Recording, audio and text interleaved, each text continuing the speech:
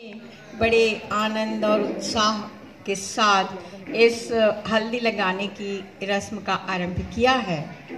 परमेश्वर पिता, पुत्र और पवित्र आत्मा के नाम से हम सब ये जानते हैं कि ये हमारी कांग्रीगेशनल फैमिली, एक कलीसियाई परिवार में एक बड़ा आनंद और उत्साह का एक कारण जुड़ गया है कि हमारे कलीसियाई परिवार की एक प्रिय बेटी विवाह करने के लिए तैयार हो चुकी है और वो अपने वैवाहिक जीवन में प्रवेश करने से पूर्व ये हल्दी लगाने की रस्म को पूरा करने का हमारी स्थिति है।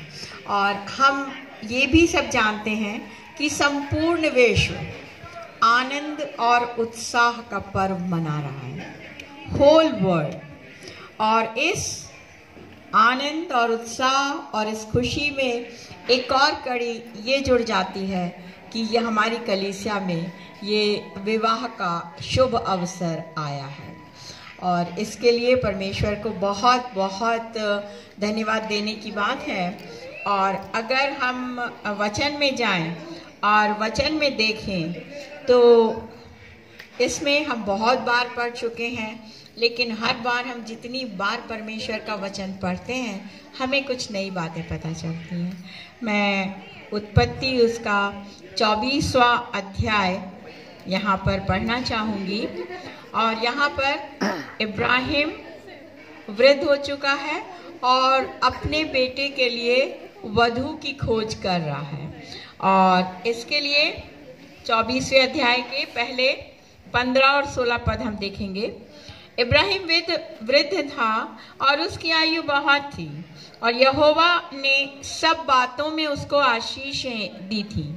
तो इब्राहिम ने अपने दास से, जो उसके घर में पुरनिया और उसकी सारी संपत्ति का अधिकारी था, कहा, अपना हाथ मेरी जांघ के नीचे रख और मुझे आकाश और पृथ्वी के परमेश्वर की इस विषय में शपथ खा कि तू मेरे पुत्र के लिए कनानियों की लड़कियों में से जिनके बीच मैं रहता हूँ किसी को ना लाएगा।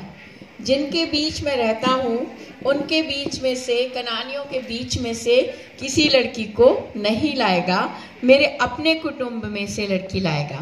परंतु तू मेरे देश में मेरे ही कुटुंबियों के पास जाकर मेरे पुत्र इज़हाक के लिए पत्नी ले आएगा। दास ने उसे कहा, कदाचित वह स्त्री इस देश में मेरे साथ आना ना चाहे तो क्या मुझे तेरे पुत्र को उस देश में जहां से तू आया है ले जाना पड़े। एक फिर महत्वपूर्ण बात देखिए, इब्राहिम ने उससे कहा, चौकस रह, मेरे पुत्र को वहां कभी ना ले जाना।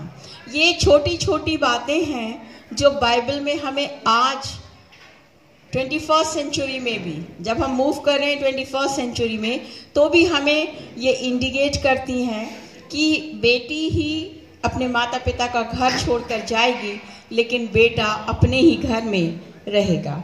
स्वर्ग का परमेश्वर यहोवा, जिसने मुझे मेरे पिता के घर से और मेरी जन्मभूमि से लेकर मुझसे शपथ खाकर कहा कि मैं यह देश तेरे वंश को दूंगा, वही अपना दूत तेरे आगे आगे भेजेगा कि तू मेरे पुत्र के लिए वहां से एक स्त्री ले आए। और यदि वह स्त्री तेरे साथ ना आना चाहे तब तू मेरी शपथ से छूट जाएगा, लेकिन मेरे पुत्र को वहां ना ले जाना। तब उस दास ने अपने स्वामी इब्राहिम की जांघ के नीचे अपना हाथ रखकर उससे इसी विषय में शपथ खाई। तब वह दास अपने स्वामी के ऊंटों में से 10 छांट कर उसके सब उत्तम उत्तम पदार्थों में से कुछ कुछ ले और मेसोपोटामिया के नाहोर के नगर के पास पहुंचा। उसने अपने ऊंटों को बाहर एक कुएं के पास बैठाया और संध्या का समय था, जिस समय स्त्रियां जल भरने के लिए आती थीं। सो वह कहने लगा, हे मेरे स्वामी इब्राहिम के परमेश्वर यहोवा, आज मेरे कार्य को सिद्ध कर और मेरे स्वामी इब्राहिम पर करुणा कर। देख, मैं जल के सोते के पास खड़ा हूँ और नगर वासियों की बेटियां जल भरने के लिए निकली आती हैं। सो ऐसा होने दे कि जिस कन्या से मैं कहूँ अपना घड़ा मेरी ओर झुका कि मैं पीऊँ, और वह कहे पी ले, और पीछे मैं तेरे ऊंटों को भी पिलाऊंगी, सो वही जिसे तूने अपने दास इसहाक के लिए ठहराया है, इसी रीति से मैं जान लूंगा कि तूने मेरे स्वामी पर कृपा की है।